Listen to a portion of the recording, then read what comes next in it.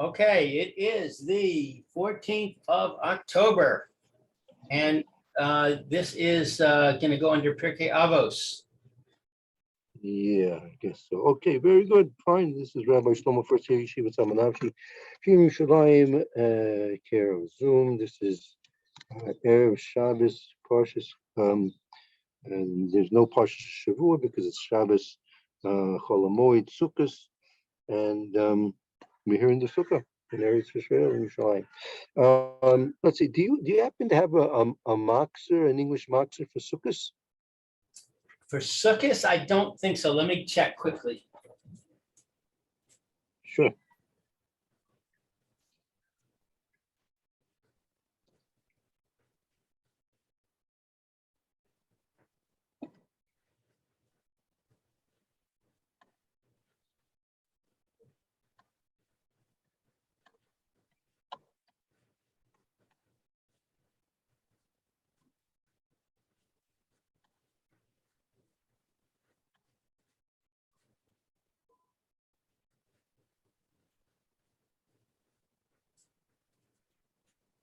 No, I'm sorry, Rabbi, I don't. Okay. All right, fine. So, okay, well, we'll start. Let's see. We'll start our discussion like this. The Haftarah, which we read on the first day Sukkot, and also the Haftarah, which we're going to be reading on Sukkot tomorrow on Shabbos Chol HaMoed. So the Haftorahs both center around Milchamas Gog and Magog, right? Which is that's what's commonly referred to. So the Torah explains that there's a difference between the Haftorahs that we read on Pesach and the Haftorahs we read on Sukkos. That Sukkos is in Tishrei, and in Tishrei is the time when it's supposedly going to be the Milchama of Gog and Magog, and in Nisan it's the time when it's going to be the time of Tchias HaMesim. Right. So therefore, the Haftarahs which we read are related to that, and the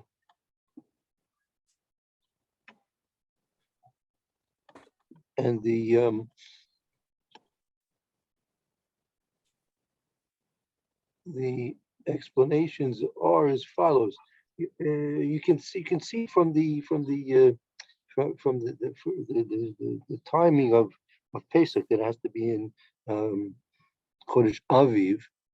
Right. So the Chodesh Aviv is a time of renewal, right? Which is in the symbolic understanding. It's reminiscent of Tchias HaMesim, right? You have the trees that are been leafless the whole winter time. The fields have been fallow the whole winter time, and now in Nisan, everything begins to sprout into leaf, which is a physical manifestation symbolic of Tchias HaMesim. Right. Well, so the opposite in the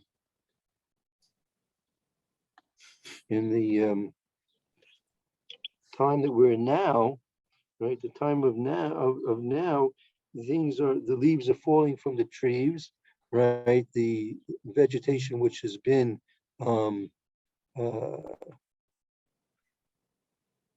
growing for the summertime is now either wilted and turning to dust, literally turning to dust, and or it's been harvested.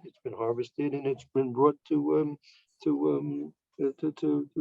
its fruition as being something which is going to be used for eating or other things as well.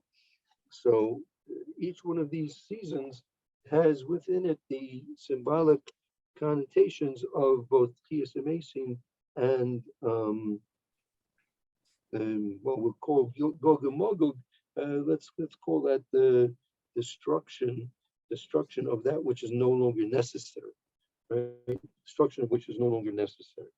Right. So um, there's a medrash, right? There's a medrash which also illustrates this point to some extent. There's the medrash says as follows: there's a field, you have a field of wheat, and yeah, the grains, the stalks of wheat are standing high and proud in the field, and then you have the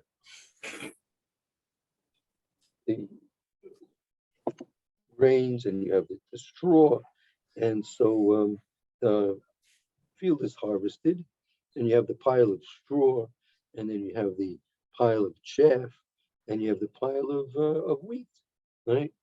Right. Right. Each and there's a discussion going on between the chaff and the straw, that each one says, oh, he's the whole purpose of the field. The whole purpose of the field was that the owner could have the straw, and the chaff says the whole purpose of the field was that the owner can have the chaff, and the wheat, the hita says, well, look, let's wait till the balabas comes. Let's wait till the owner of the field comes, and we'll see what he does. We'll see what he does, and then you'll understand on your own who the purpose and goal of the whole field, all the efforts that went into the field, plowing the field, planting the seeds, watering the field, keeping the weeds out of the field, finally tending to the crops, and finally harvesting the crops. So when the owner of the field comes, we'll see what he does, and then from that we'll know who the real purpose is, whether it's going to be for the straw, for the chaff, or for the grains of wheat. Because the other ones are saying, look, grains of wheat is just a very small pile. There's not much of you around. Not much of you around, just a little small pile. Look at the chaff is much bigger than you, and the straw is much bigger than the chaff, and certainly you, right? So obviously that which is most and what's biggest, that must be the purpose of the field. So the wheat says, okay, we have time. When the owner comes, we'll see what the truth is. And lo and behold, the owner comes, and what does he do? He takes the grains. He takes the wheat. And so now we see that the whole purpose of the field was for the wheat, and the straw and the chaff, that's just byproducts, right? Byproducts, but that wasn't the whole purpose of the field. All the efforts of the field were not for the straw, not for the chaff. It was really for the wheat. So that's the chazal, that's the medrash, that's the mushal. The nimshal is that we have you have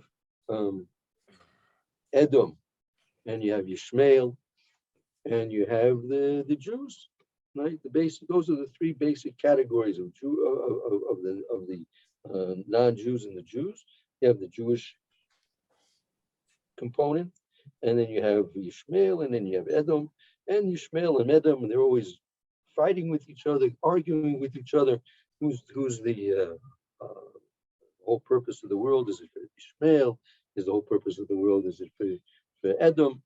And the Jews say, no, let's wait until the owner of the field, meaning the Bona Sholem, the owner of the whole universe, let him come, and he'll decide what's going to be the main purpose of the world. For the whole purpose was created.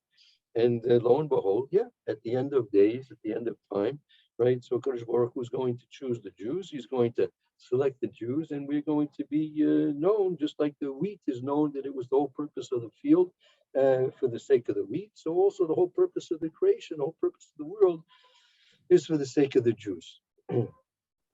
So, and everything else will go by the wayside. So, so when you're reading, we'll be reading on Shabbos the Haftorah,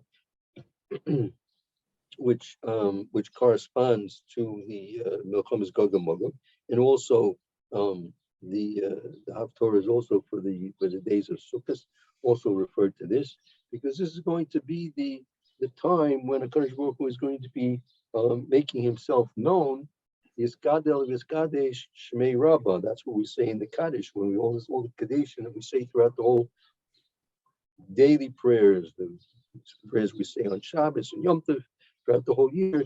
Yiskadel Yiskadesh Shmei Rabbah. That it should be great and exalted Hashem's name, His great name, and everyone should know and realize that this is the purpose of the world, to aggrandize and glorify Kadosh Baruch Hu's name, and that was really a lot of what the prayers were all about on Rosh Hashanah and Yom Kippur.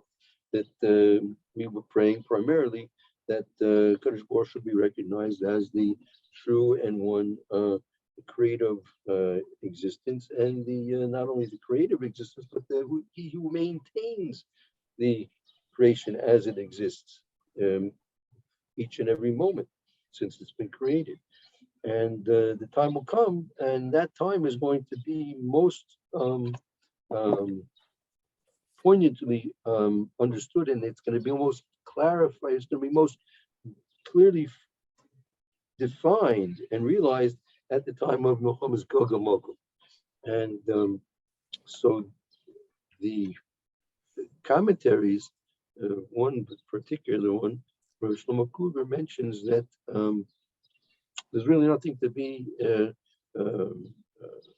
We might think, and as the predictions are, according to the prophets, it's not going to be a very pleasant experience. Gog and Magog is going to be a terrible destruction. That the Goyim have a certain name for it. They call it the apocalypse. I don't know if you heard that word, apocalypse. Oh yes, I've heard it. Yeah, I've heard that word. That's a word that they themselves have a great deal of fear of that word, because they realize that's doomsday. That's another apocalypse is also another word for doomsday, right? Right. And they're not very fond of thinking about those things, because it's unfortunate for them. It's going to be a doomsday for them, unless for the few righteous non-Jews that do exist in the world, and those righteous non-Jews will in fact will have a part in what we call Lasad Lavu in the world to come, in the physical world to come, and that doomsday is going to be what we understand it's to be the Muhammad's Gog and Magog. So so you might misinterpret these prophecies to be prophecies which are bad prophecies. And there's a difference between a good prophecy and a bad prophecy. A good prophecy cannot be rescinded because it's something ultimately is going to be good. So Kadosh Baruch Hu will not give a prophet the insight and the knowledge of something which is going to happen, and it's going to be positive, good, and that will not be rescinded. That will always be there, and it will always be fulfilled. But a prophecy for bad, right, can be rescinded. Why? We see a perfect example from the prophecy of Yonah. Yonah went to Nineveh eventually, after all his efforts not to go to Nineveh, and that was really the reason he didn't want to go to Nineveh. He didn't want to go to Nineveh because he was afraid that the Goyim, upon hearing their destruction, imminent destruction, if they don't do tshuva, he was afraid that the Goyim would do tshuva, and that would be embarrassing for Klal Yisrael, that they could not do the same tshuva that the Goyim did, and that would be embarrassing for Klal Yisrael. So therefore, Yonah decided he didn't want to go to Nineveh to give a prophecy of destruction. But you see that the prophecy of destruction, it was a bad prophecy to be destroyed. So therefore, that could be rescinded, because if they do tshuva, the whole prophecy for being something bad was in order to have the city of Nineveh wake up and do tshuva. So if it was successful that they did tshuva, so there's no necessity for the destruction. So therefore, there was an opportunity for the prophecy to be rescinded. However, in contrast, if it's going to be a prophecy for good, right, that prophecy can never be rescinded. So here the Rav Shlomo Kluger mentions that the prophecies which we read on the first day Sukkos, which we're reading again on Shabbos Chol HaMoed, and then in the last day, these prophecies of the doomsday, the apocalypse of Gog and Magog, those are good prophecies. Why are they good prophecies? Because the eventual outcome is going to be Vizgadel Vizgadesh Shmei Rabbah. It's going to be a tremendous exaltation and glorification of Hashem's great name. So that's something which is good. That's a good outcome. So therefore, those prophecies will not be rescinded, and that's okay. That, I think I learned something differently about that. yeah, I think I learned that if the Jewish people are all righteous, right. then the Mashiach will come without the Milchama. Mhm. But if we're not righteous, then it will come through the Milchama. Mhm. Is that incorrect? I don't know. I don't know. I haven't heard that clearly enough to remember it in that way. So I don't know. I have to look into it. I have to try and check it out. Okay. Yeah. There is such a thing that coming the Kates, meaning the end of days will either or the Gullus, the return to Eretz Yisrael, Gullus, that's something else. Gullus can come before its time or in its time. That's something which could be whether we're righteous enough that it should come before its time, or if we're not righteous enough, the Gullus comes to an end only at the end of its time. That I know about, and that is mentioned. But that's a specific thing about the return to the full return of Jews to Eretz Israel and the end of Gullus, right? Which is only a step. That's a step in leading towards the eventual Muhammad's Gog and Magog. I mean, Kapitz Chaim explains this. He goes through a timeline this is based on Chazal, that there are various different things which have to take place. And basically the sequence is that it should be um, first of all the neshamas have to come into this world. When the last neshama comes into this world and is created into this world, at that point, right, then the Mashiach Tzidkenu Ben David will come into this world, and then there'll be a rebuilding of Yerushalayim and the Beis Hamikdash, either Min Shemayim or some other way. And then the avoda will be reinstated to the Beis Hamikdash, but only after there's kibbutz golis, meaning you have to have Mashiach come, then you have to have the binyan of the Beis Hamikdash and Yerushalayim, and then there's going to be kibbutz golias, right? The exile will come to an end, and then there'll be a return of the avoda to the Beis Hamikdash, right? And then there'll be Muhammad's Gog and Magog. At that point, there'll be Muhammad's Gog and Magog, and after that, there'll be the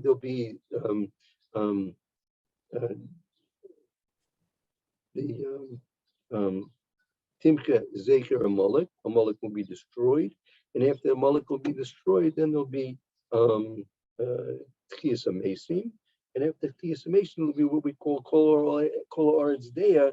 There'll be the whole world will be filled with knowledge. What's that knowledge? Filled with knowledge of the Kadosh Baruch. So basically, you have about 5 or 6 steps. Again, 5 or 6 steps that go in the following process, as I understand it from the Kapitz Chaim. First of all, the last neshama has to be coming into this world, and then after that, Mashiach will come, and then after that, there'll be a building of the Beis Hamikdash in Yerushalayim, and after the Yerushalayim and Beis Hamikdash will be built, then there'll be a return of the avoda to the Beis Hamikdash, and then there'll be Muhammad's Gog and Magog, and after that there'll be an elimination of a Molech, and after that there'll be a summation, and finally that'll result in Kol Haaretz Dea. There'll be a complete, perfect realization that Kadosh Baruch Hu was Echad and Shmo Yechad. Hashem Melech Le'olam Va'ed. Hashem will reign forever and ever.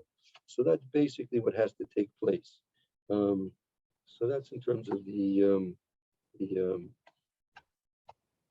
resulting factors which are causing these various different things to happen. The Chavetz Chaim goes into the sequence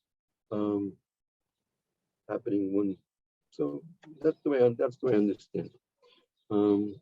Let's see. We had left off. That's why I just want to say that about the Haftorahs for tomorrow. We left off with your point. I forgot. Could you remind me what our point was left off? We left off in the middle of something yesterday. Had to stop more or less. You had a certain question.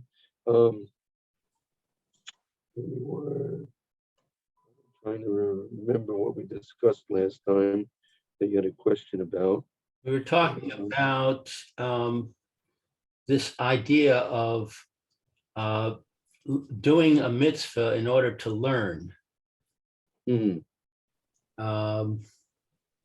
Right. And we said, yes, you can understand that part of the process of learning Torah is doing in order to learn. Right, that's right. So that was not a question. That was something I think we agreed on. Right. What was after that? Let's see.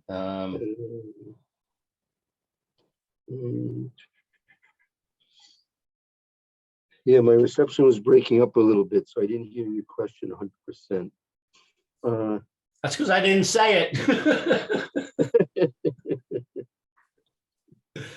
All right. I'm not sure what we asked after that point. We were, I mean, the origination of this discussion was the idea that, Hashem could just do a miracle, and Right. And Hashem says that Sukkos is going to be in Tishrei. That's it. Great. That's true. That's true. I was objecting to that and saying that no, we need to learn from these things. We need to learn from why does it say Zecher L'Tzias Mitzrayim, and how can we move it, and why did Hashem say it's okay to move it? You can't just say it's a miracle, Right. Because you're missing the learning opportunity.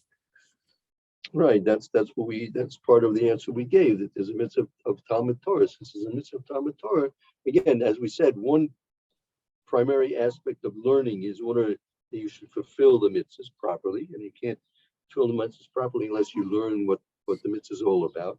And beyond that, you have to have a certain comprehension of the mitzvahs as well. Having that comprehension of the mitzvahs, it not only gives you a greater appreciation and adds significance to what you're doing, but it also changes how you're doing it, and can even affect the halacha itself. Knowing the reasons for the halacha is very important, because sometimes based on the reasons, the halacha will change based on the reasons. Right. And also the way you perform it can change. Exactly. Right. Right. Right. For example, the Gemara asked the question, meaning you have a mitzvah to take the lulav. Fine, very good. So why do we take the lulav again? Why take the lulav again and shake it during Haleh? We go in all directions. We go east, north, west, south, up, and then down. Why are we going in all 6 directions? What's this shaking in all different directions? So the Gemara gives various different explanations. One of them is that it by doing this, it wards off bad rains and bad towels. It has an effect on the physical things going on in our world, and things which affect us very much. I mean, now we're coming to the beginning of the rainy season, so it does certain things. Whatever how it works, I don't know, but it works in a way that affects the rains and the winds and all these type of things, other things as well. The Gemara gives several different reasons why we're doing this, right? Again, also, we have on Rosh Hashanah we blow the shofar, so we blow 100 calls, right? We blow 100 blasts of the shofar.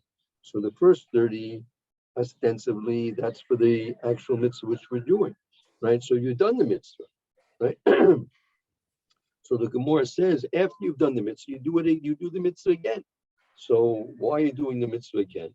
So the Gemara answers, right, because you want to confuse, right, the accuser. The accuser is there, in, so to speak, in the courtyard, in the courtroom, the tribunal in Shemayim, and the accuser is there, standing there, ready to accuse Klal Yisrael individuals and the general Jewish people, going to make accusations against the Jewish people. And when he hears the shofar being blown a second time, it silences the accuser, right? So you see here, there's a whole, there's a whole deep reason given for why we blow the shofar again another 30 times. So that and that's significant. That's very significant. So it's necessary to know the reason for these things, and the Gemara doesn't hesitate in giving us the reasons for these various things. Yeah. Yeah. All right, I have another question. This is a slight change of subject. We're still on Sukkos. So I had a comment. I had put some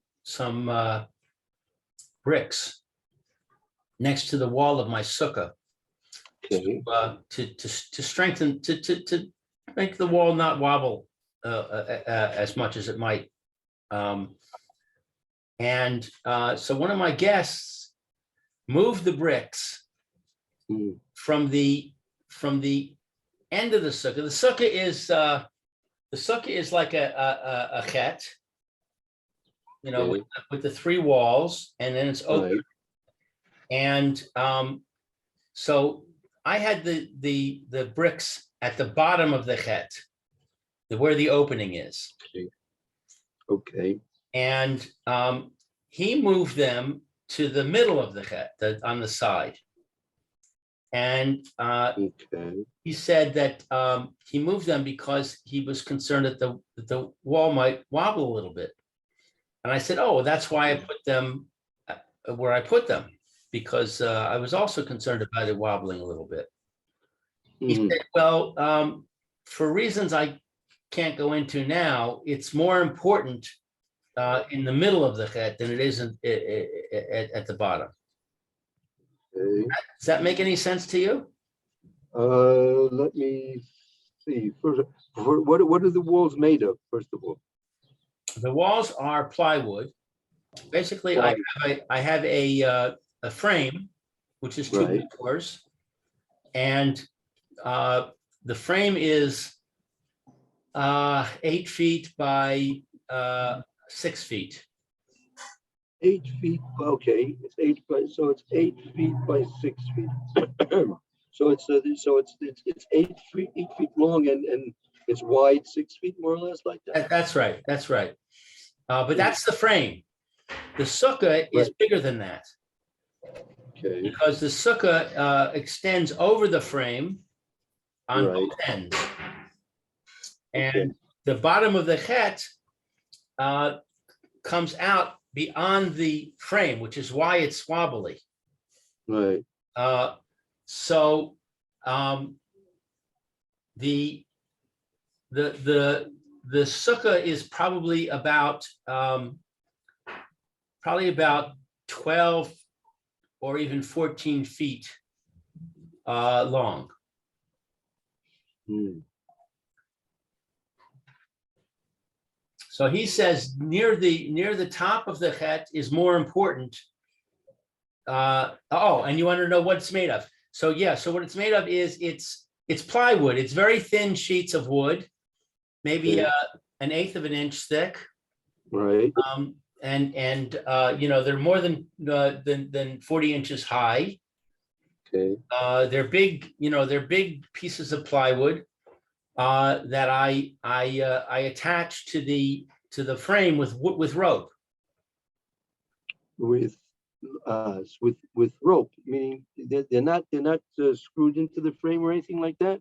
No, they're just tied to the frame and to each other, Mm-hmm. so they're a little bit wobbly. Right. How much would you say they wobble? Definitely not 3 tefachim. Right. Maybe a tefach, maybe 4 inches. They might wobble in the wind. In the wind. So within the limitations. Right. Which is why I wasn't too worried about it. Right. You might remember I asked you that. I asked you how much could they wobble? Right. Why is it? My understanding is every part of the wall is the same as every other part of the wall. If it's wobbling at the end or if it's wobbling in the middle, it would be a problem, same problem. Right. I mean, the question is, to move it from the end of the wall to the middle of the wall. I'm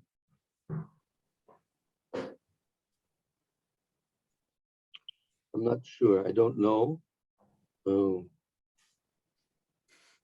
Theoretically, by putting the bricks there, how tall is are the bricks? How far high do they go?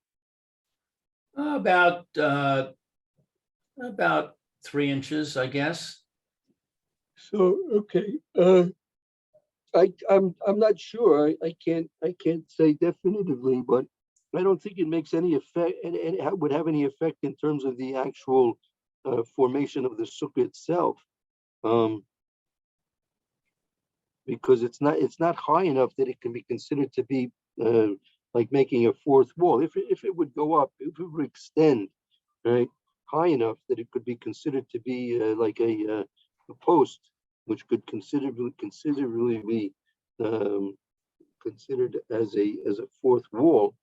But that's not going to affect anything, because the sukkah is a sukkah in and of itself, because you have the three walls independent from that. Right. So I'm not sure. I'm not sure. Okay. I just curious. Right. If I find anything, I can let you know about it for sure. Okay.